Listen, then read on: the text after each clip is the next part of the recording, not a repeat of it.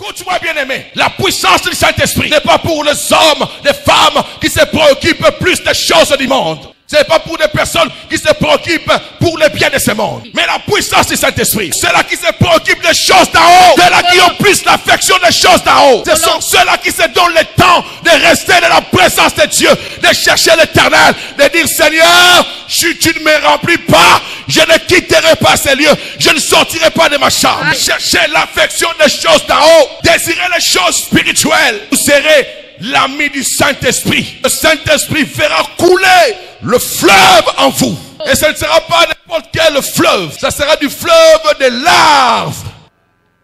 Bien aimé, vous voyez quand les volcans se fondent, quand ça coule. Hein? Amen.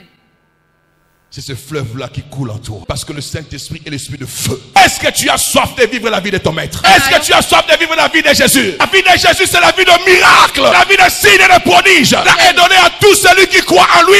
Et cela est donné à tout celui qui est rempli du Saint-Esprit. Celui qui a dit, voici les signes, les prodiges et les miracles qui accompagneront ceux qui auront cru à mon nom. Celui qui croit au nom de Jésus désire aussi la plénitude du Saint-Esprit. Pourquoi l'apôtre Paul dit, recherchez la plénitude de tous les jours et vous enivrez pas du vin, mais soyez remplis du Saint-Esprit. Ton ivresse doit être l'ivresse de l'onction de Dieu. Il dit, il chassera les démons, il imposera les morts malades, il saisira des serpents, il parlera de nouvelles langues, et s'ils boivent des beuvages mortels, ils ne mourront point. Donc le parler à langue, c'est un droit. Le Seigneur veut que tu parles la langue. C'est un langage mystique que le monde ne peut jamais comprendre. Tu parles à Dieu. Et dans le parler à langue, il y a des dimensions de parler à langue. Il y a les glossolalie et l'exoglolalie. Ça, c'est la dimension de la langue où les hommes peuvent écouter. Alléluia. Amen.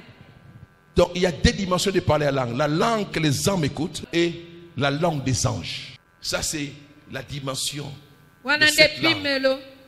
Donc tu ne connais pas la langue directement. Et pourquoi, bien aimé, nous devons être toujours dans la présence de Dieu. Si tu veux avancer, aller loin, si tu veux percer dans ta vie, il faut la puissance du Saint-Esprit. C'est le Saint-Esprit qui produit les dons spirituels. L'église doit vivre dans les dons. Il faut qu'il y ait les dons de prophétie. Pas des prophéties fabriquées, mais des prophéties inspirées par Dieu, poussées par l'Esprit. Les dons de parler à langue. Aujourd'hui, je ne comprends pas les chrétiens. Ils sont là, passifs.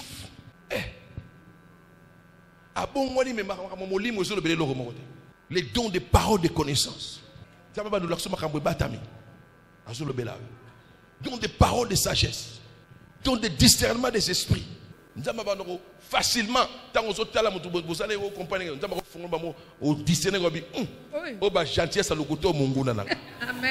le royaume de Dieu est pour les violents. Et les violents, ce sont ceux-là qui sont poussés par l'esprit.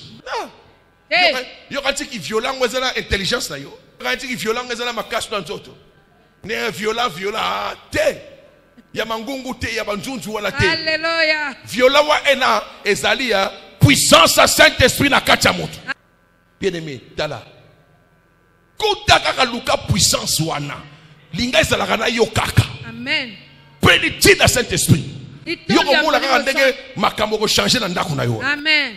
Il faut marcher avec l'Esprit. Il faut faire l'expérience avec le Saint-Esprit. Jésus a dit, il vous conduira. Mais il faut dire qu'il est place. Il faut lui faire comprendre que sans toi, je ne peux rien. Rien.